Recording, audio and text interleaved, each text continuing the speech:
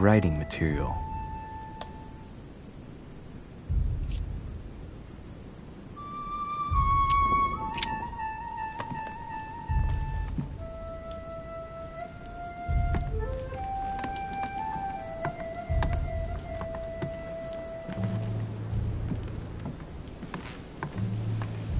Inferno by Dante.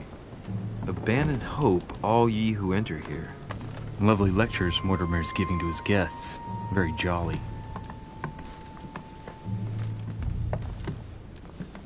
All right, I've retrieved everything.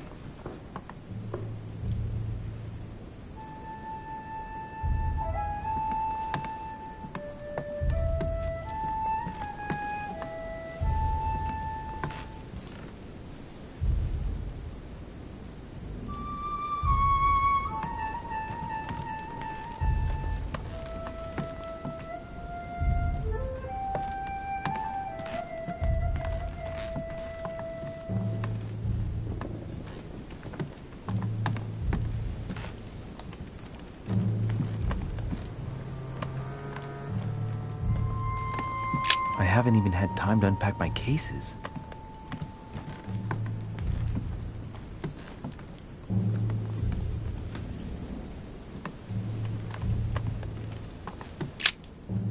Oh, this bookcase is well stocked.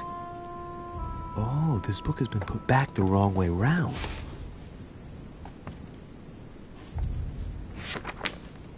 A Voyage Around the World. The travelogue of the explorer, Louis-Antoine de Bougainville. One of Mother's favorite books. What a coincidence. And I don't believe in coincidences. It's just too much. I don't know what's going on here, but if you felt threatened, I'll bet you'd leave a clue, wouldn't you, Mother? Found it. A faint sign of the order, barely visible. Mother, You undoubtedly must have hidden a clue in this book. Let's see if I can find anything else in this room.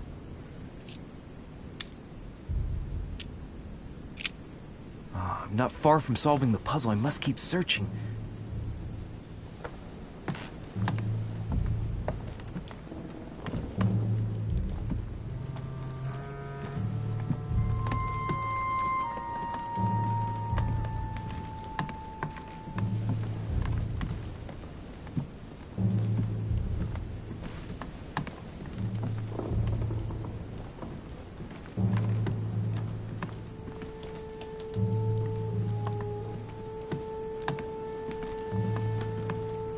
Look, Markings on the floor. just a bit worn out. I was hoping to find something leading to a secret passage.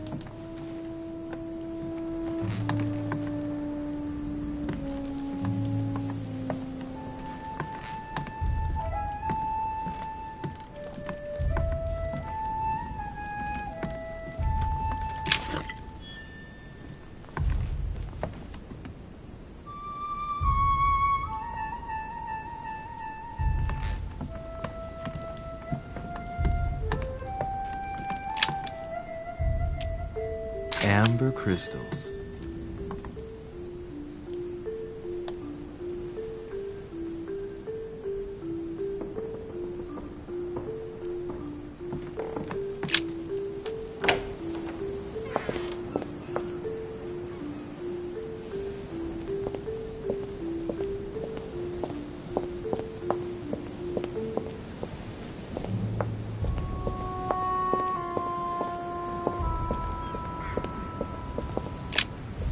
Here's something will undermine my botanist's appreciation for the local climate.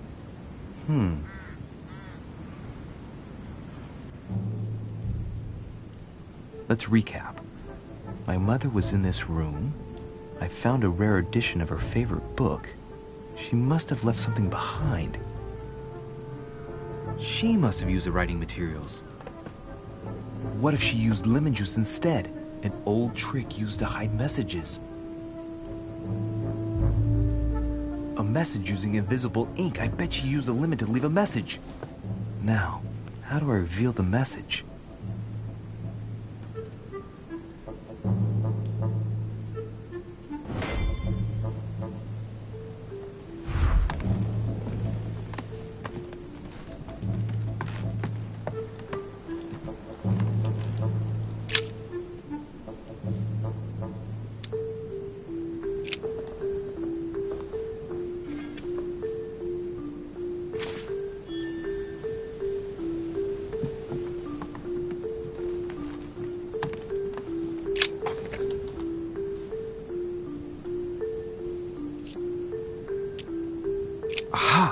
it's working. The heat reveals the message. Let's see what my mother wrote. Where all eyes size you up, you must pass by the Gorgon.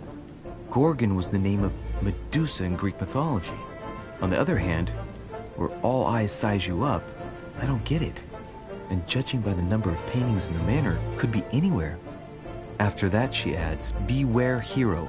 The beast always charges the best protected soldier. And that's its weakness. What is my mother trying to tell me? Since you've gone to so much trouble, you must not have only found something important, but You must have also felt like you were in great danger.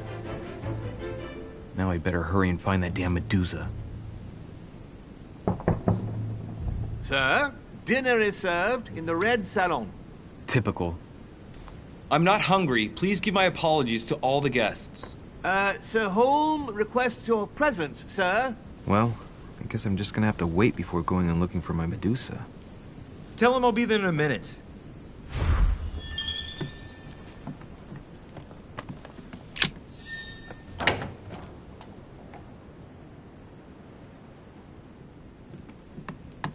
If I get a chance, I may have to take a little tour through the rooms of the other guests.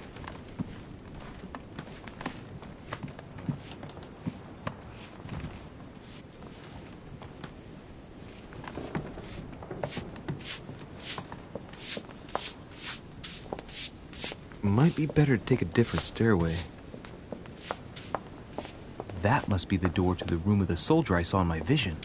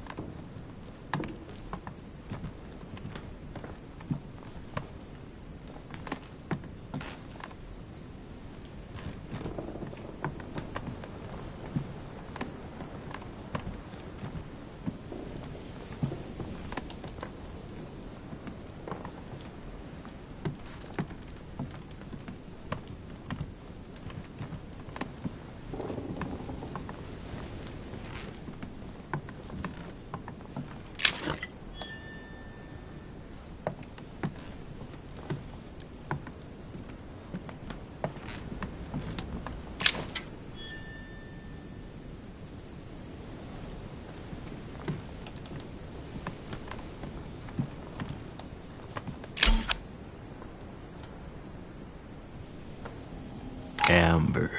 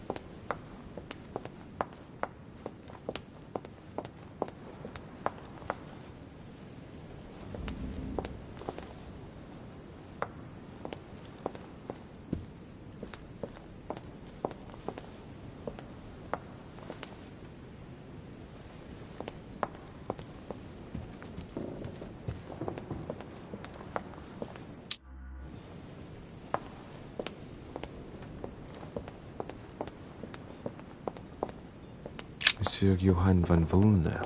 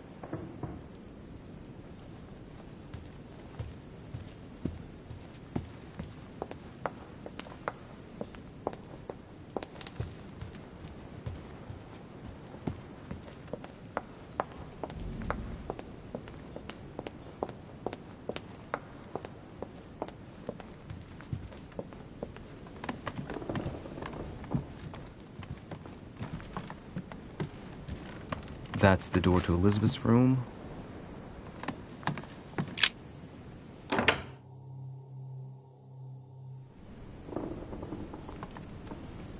For God's sakes, what happened in here?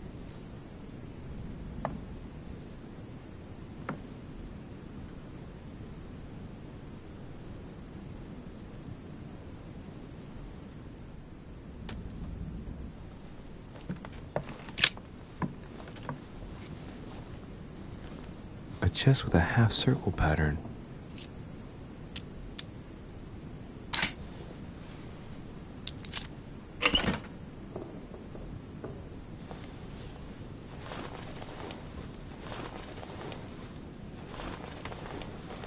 An untutored hand copied these notes. Looks like a healing method. Well, that's a pity. The writing is barely legible.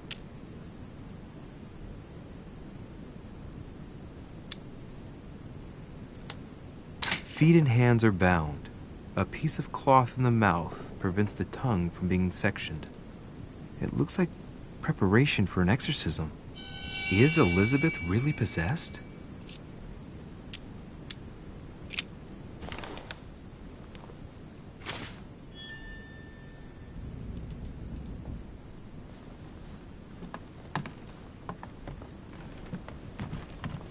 A devil's thorn, to be used to uncover the best disguised traits.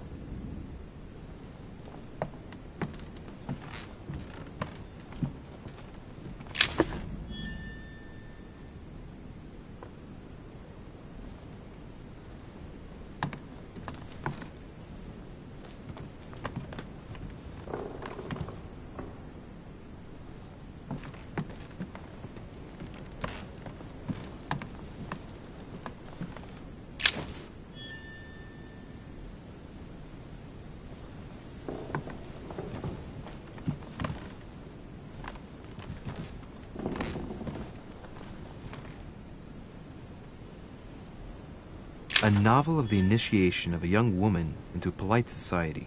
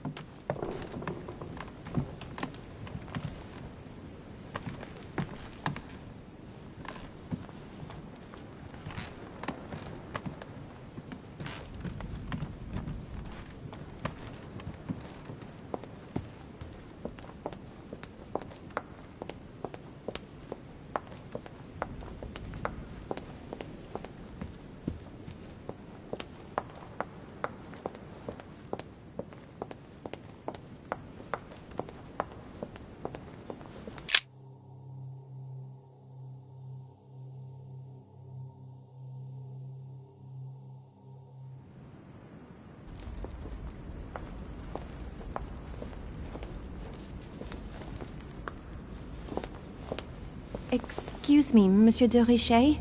I really need to talk to you. Hello. You're Elizabeth Adams, aren't you?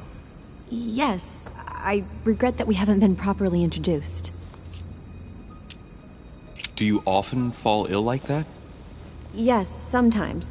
But don't worry, I guess I'm kind of a frail flower. Maybe you were feeling hungry. No, it was nothing to do with being hungry. Fatigue, probably. I've been feeling more and more exhausted lately. Well, get some rest then, Elizabeth. Take advantage of the sea air and you'll soon get your strength back. Do you really want to know what made me ill? Last night, I found out that your mother was on the island. What are you doing here?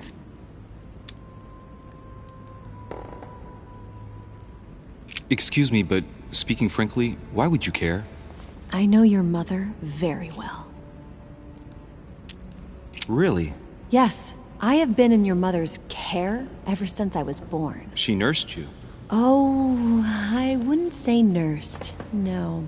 I remember her stare, cold as ice. Her sadistic hands pressing over my mouth to silence me while I screamed in pain. I remember her knees, too. She held me down with them while she cut and burned scars into me. Hold on a minute. What do you mean?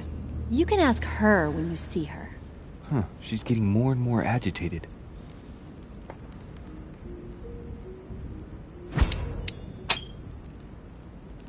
And next you're going to tell me my mother's also responsible for that scar on your head?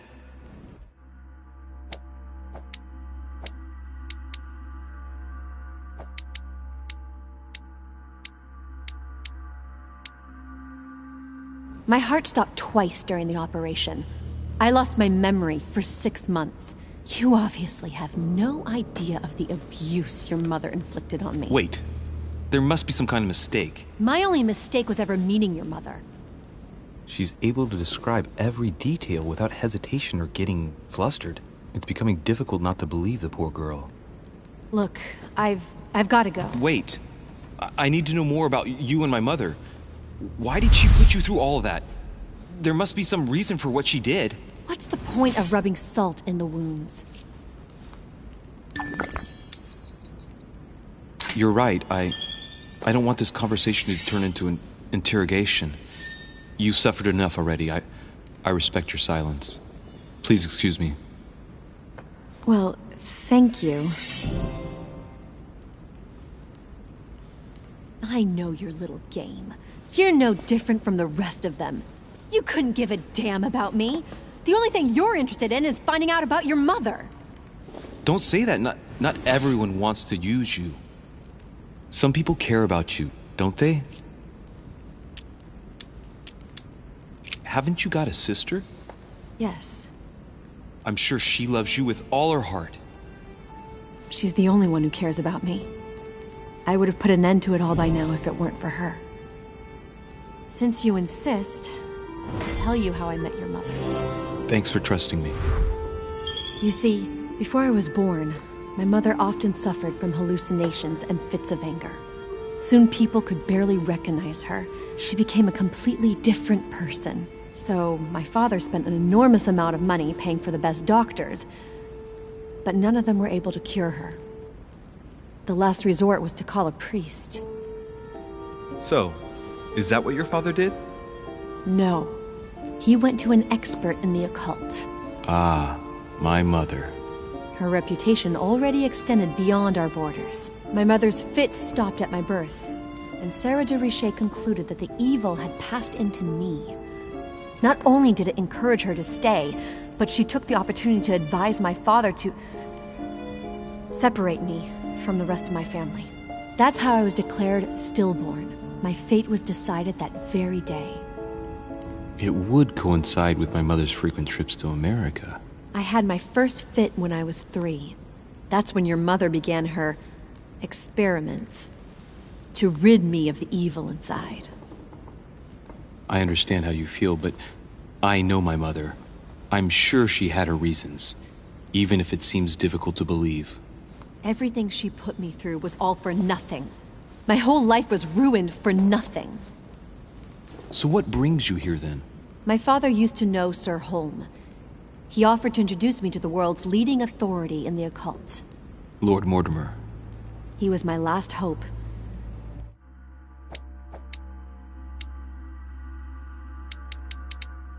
Until I found out he had also invited your mother.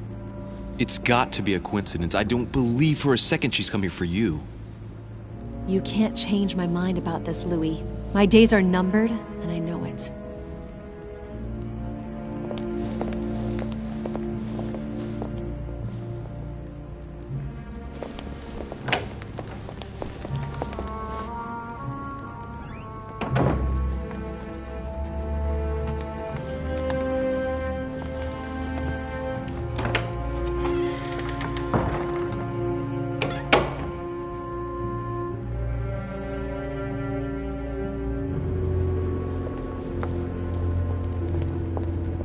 What can I do for you, sir?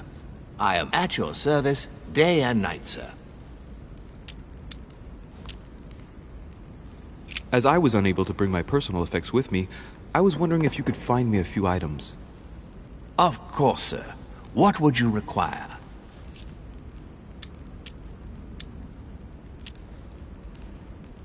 A little Carmelite water would do me a lot of good. Could you find me some, please?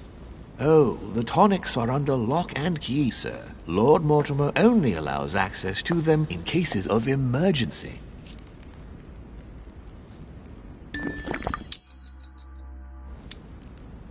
What? That's the last straw. Lord Mortimer himself asked me to take the sea to join him here. I accepted out of kindness. The voyage was undertaken in conditions that I prefer not speak about. And then at long last I arrive and you refuse me a simple flask of Carmelite water? No, sir. Your name. Tell me your name. Here, sir, your Carmelite water. Please accept my sincerest apologies.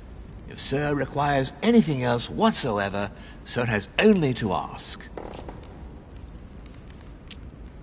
My good fellow, would you have any amber available? I would, but unfortunately I...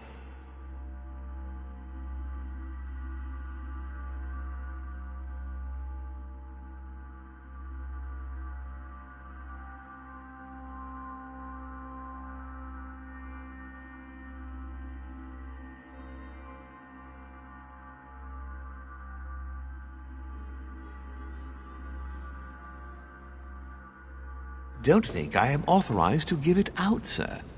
I believe it is a precious stone. Well, no point in lying, you know. I know full well you haven't got any. I would never think of lying, sir. I don't believe I am authorized to give it away, that is all. Amber? Here? I'd be surprised. Yet I assure you, sir, No, you're pulling my leg. I don't believe you. I wouldn't dare to joke with sir. Yeah, sure. You're just leading me on. I dare you to show it to me, if you really have some. Well, then, sir, here is a piece. Ah, right. Well, I'm impressed. Can you lend it to me for a minute? Of course, sir. Here. Wow, I can hardly believe it. Well, I have other questions. Of course, sir. But, sir, I believe you haven't given me back the amber, sir. What? What amber? The piece I gave to sir. No, I don't know what you're talking about. You really ought to look after your things.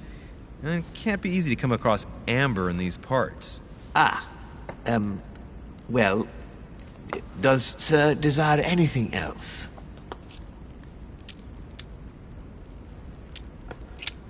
What's that book you're hiding in your jacket? The Sorrows of Young Werther by Goethe, sir, and I am not hiding it. Hand it to me, please. It is damaged, sir. I would never dare lend sir a book in such a pitiful state, sir. I took it to restore.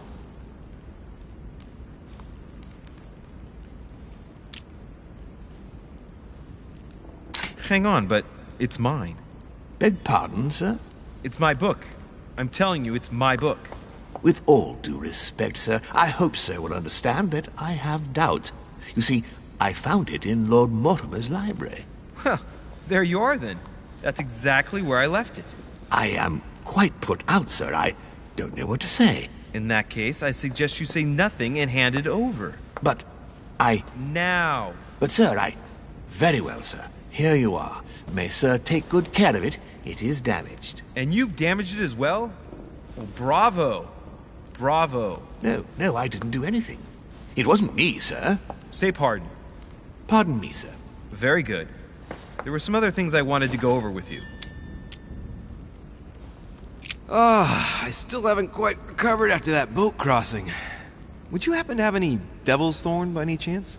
I am sorry, sir, but the devil's thorn may be just a plant, but it is also a powerful psychotropic drug that causes undesirable diuretic effects. I would advise against sir taking any. Don't worry, my good man. I know the effects of devil's thorn very well. I've been taking it for years without any adverse effects. I've never had cause to complain. You can believe me. That is well, sir. Here is sir's herb. What else can I do for you, sir?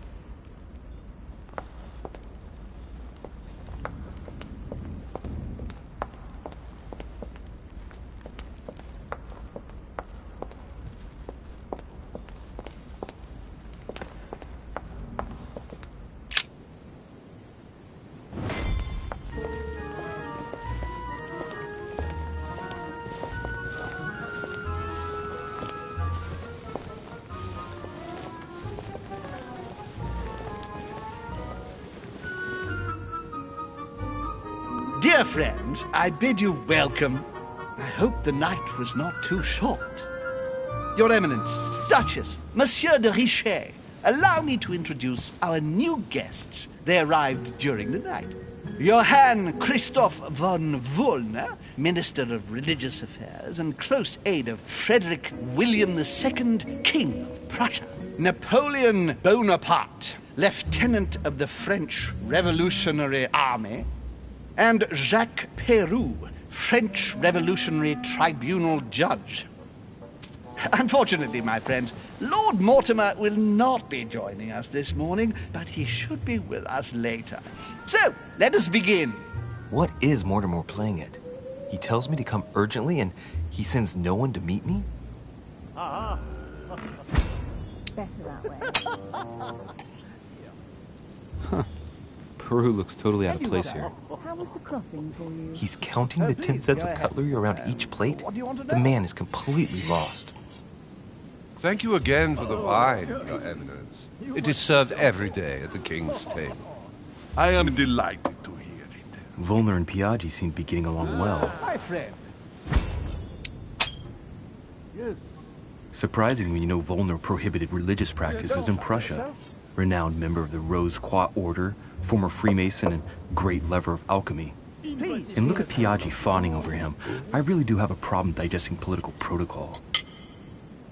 My dear Johann, how are you? Glad to make landfall at last. And yourself? Very well. And your husband? He's poorly. The French Revolution gives him terrible headaches. Oh, I understand. I shall feel better too, as soon as the situation is settled. If by chance the French crisis is emulated in Berlin, there will always be a refuge for you in London, my dear. Your offer does you honor, Emily. But London is much closer to Paris than Berlin. Beware. The French are capable of sailing up the Thames straight to the Houses of Parliament. Oh, my friend, I am shaking in my clogs.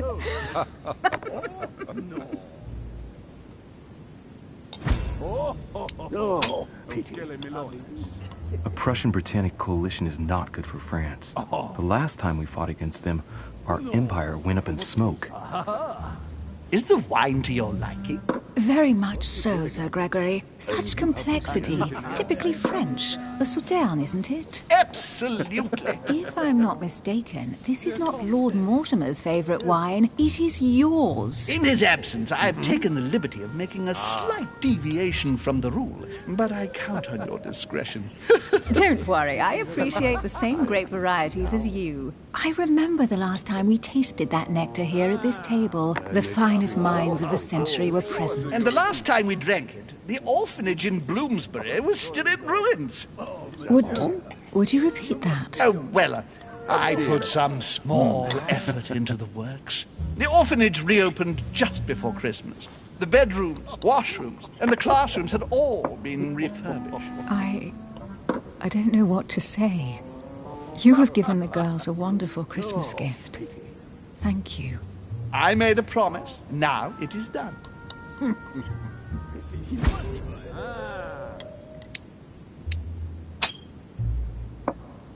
It's the first time I've ever seen her so moved. Just mentioning that orphanage broke right through Emily's hard shell.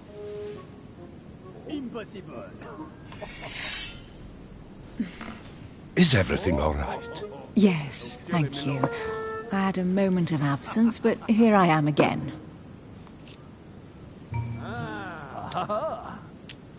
My lord, I only know the prestige of your name. Might I have the honor of getting to know you a little better? You are Monsieur... Louis Moras de Richet. De Richet. De Richet. A name with a nobiliary particle. Are you descended from a noble line?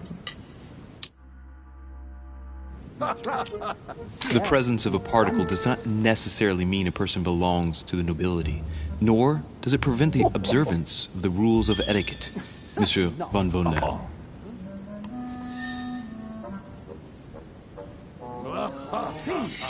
Have you any information on this Napoleon?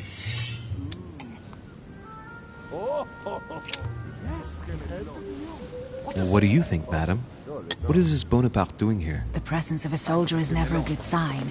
It can only mean there's going to be further war. To answer your question, I only know that his family were in favor of the revolution, and that it almost cost them their lives. Thank you, that's helpful. That's right. Sire can do wonders. Monsieur de Richet, it would seem we have common interests. Could we speak in private, please? Please, go ahead. You want the letter? Please, feel at home. Lord Mortimer and the Golden Order, through your mother, have concluded a financial agreement. Stay composed, Louis. I'm listening. An agreement for cannons. Lord Mortimer assured me that you are to take over the project on behalf of your mother. You must know that I am deeply sorry about their disappearance, but I must validate the deal urgently if I want to be able to organize things properly. I haven't seen Lord Mortimer yet. I'm afraid I'll be unable to answer your questions. He assured me that you could replace your mother during her absence.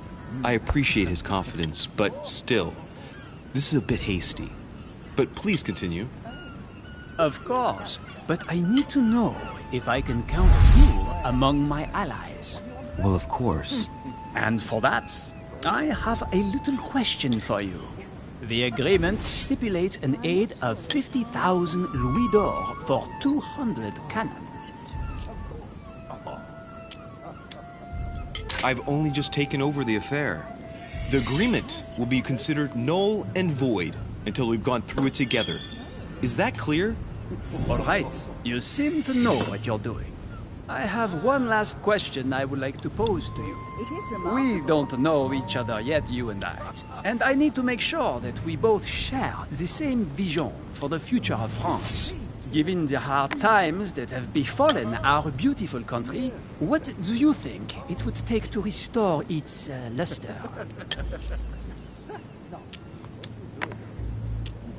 The revolution was a good thing, but it gave birth to a monster.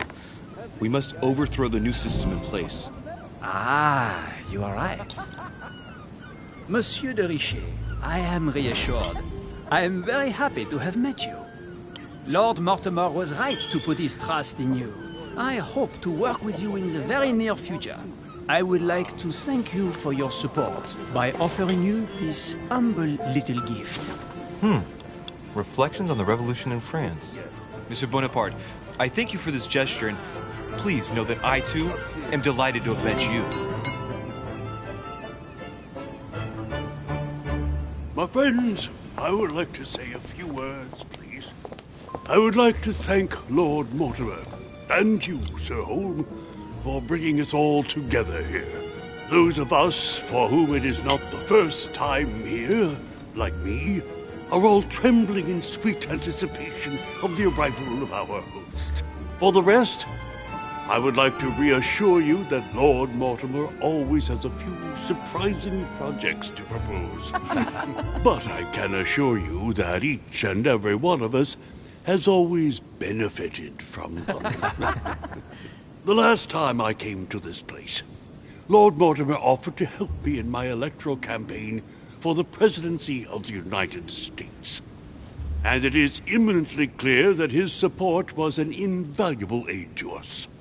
We are here among like-minded people. So let us put aside the conflicts in which some of our nations find themselves at present. So I raise my glass in honor of you all, my new and old friends. I trust you shall not be disappointed, Mr. Washington.